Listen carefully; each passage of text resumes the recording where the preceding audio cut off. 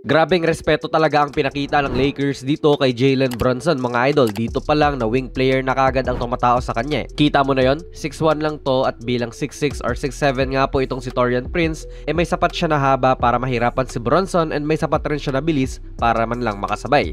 Diyan pa lang respect na talaga. And kahit na gano'n ang kaso nga, nakakascore pa rin siya. Salamat sa screen pero kita nyo, isang hesi lang at ginulat niya yung defender, hindi na nakasabay.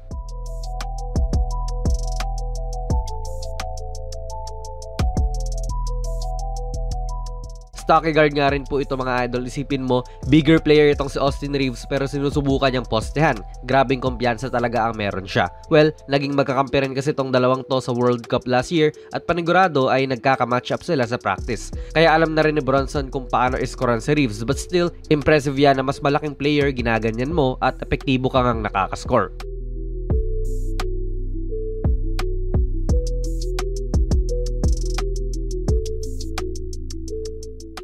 May play patungo sa handoff tong Knicks at ayan nga, nagawa nilang isalta si Prince out of position siya para bantayan si Brunson. Kita niyong pinakitaan nga niya to ng bag niya. Pero good job si Prince at ayun, na-manage naman niyang iset ang mga paa niya at pumunta sa harapan ni Brunson. Can't do any better than that kung ikaw po ang depensa, pero wala. Pinaglaruan lang siya ni Brunson at minanilang ulit yung depensa niya.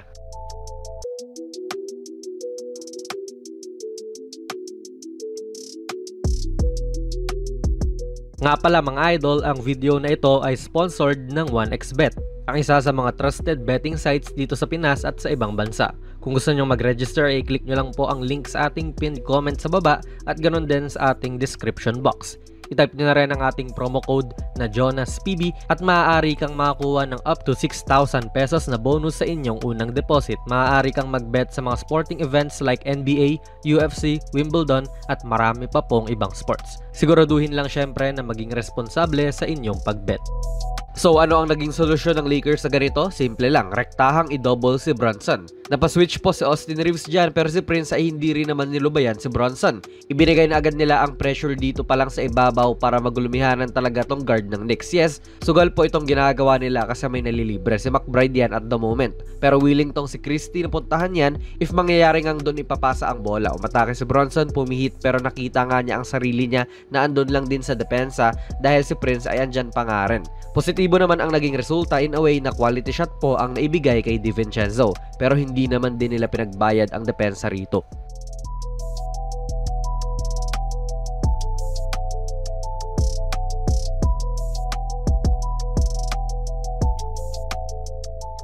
Usapang match-up naman tayo ngayon, mga idol. Iniba ng Lakers yan dahil si Prince ay rumektang tao na kagad kay DiVincenzo at noticeably ay si Reeves na po ang tumatao kay Brunson ngayon. Sa mga oras kasi na ito, mga idol, ay nakaka 21 points na si DiVincenzo, 15 doon ay galing sa 3. So yung malibre siya ulit tulad doon sa naunang clip natin kanina, dapat hindi na maulit. Kasi nga marami na rin tong naibaon na 3 . So good defender nga kagad ang inilagay nila kay DiVincenzo. Sabay since dalawa naman na ang tatao kay Brunson, okay lang kahit na hindi yung best defender nila ang tumatao. Kasi aalalaya naman nila to. Tumuturo na nga si Coach LeBron na mag-double na sa Christie. Sabay yung agarang mapapasahan naman din ni Brunson ay kina-cover na nga po ni Bron. Technically, iniwan na nga po nila si Achiuwa pero hindi naman din to shooter at all. So okay lang na iwanan mo yan. Napunta kay McBride yung bola at mas okay nang nasa kanya to kaysa kay Brunson. Tinanggap na naman nila ang switch dito, sabay tinuturuan na naman ni LeBron ang kakampi niya sa depensa. Ibabaw pa lang talaga ay hindi na nila pinalalapit pa si JB. Namatay ang opensa, tapos itong si McBride ay parang dinaga naman. Kung si Quickley to, parang mas mahirap mag-double kay Brunson dyan. Pero wala nga yung mga main guns din ng New York. Syempre si Quickley nasa Toronto na, wala si Randle, wala si Anunoby, pati si Grimes. So mas madaling mag-double ngayon kay Brunson unless na lang pagbayarin ni McBride ang depensa, pero dito nag-pay off na naman ang pag-double ng Lakers. Kita nyo ulit, dinouble na naman and na-kickball.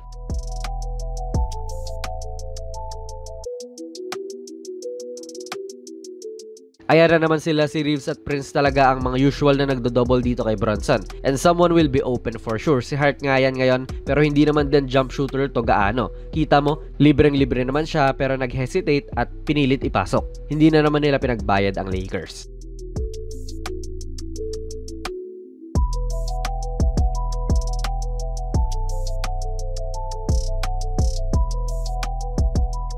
Basically mga idol, ang sinasabi talaga ng Lakers dyan, talunin nyo kami pero hindi po si Bronson ang tatalo sa amin. Nalibre na naman po si Josh Hart dito at naniniwala ako na kayang basagin ni Immanuel Quickley yung ganyang mga paandar ng kalaban. Pero nasa Toronto na nga po siya. Even si Grimes ay pwede, kaso nga lang po hindi naglaro this game, may injury. Sa kanyang karera ay 34.6% shooter po itong si Hart from the outside. Pero kasi never naman siya yung shooter tulad din na Quickley or Grimes. Nasabayan pa siya rito ni LeBron, di wala talaga. Even si LeBron mga idol andyan at nakiki-pressure pa. Isipin nyo kung wala si LeBron dyan noong umatake si Bronson, napalipad na naman po si Prince. So another floater na naman to kung sakali. Pero hindi na nga po niya magawang mag-floater kasi may isa pang tumatao sa kanya. Emergency pass tuloy.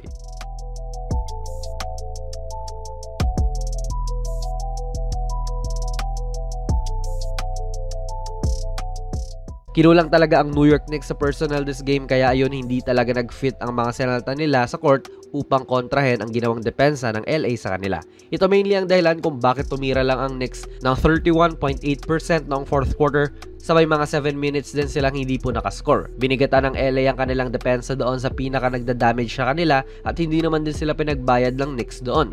Yan po ang kanilang naging diskarte this game. Ano po masasabi niyo sa ginawa ng LA na ganito mga idol? Ilagay niyo lang po ang inyong mga komento sa ating comment section sa baba. Kung nagustuhan niyo po ang ating video ay pipindot na lang idol ng like button, mag-subscribe ka na rin sa ating channel at ako nga pala si Jonas PB, and as always, hanggang sa muli.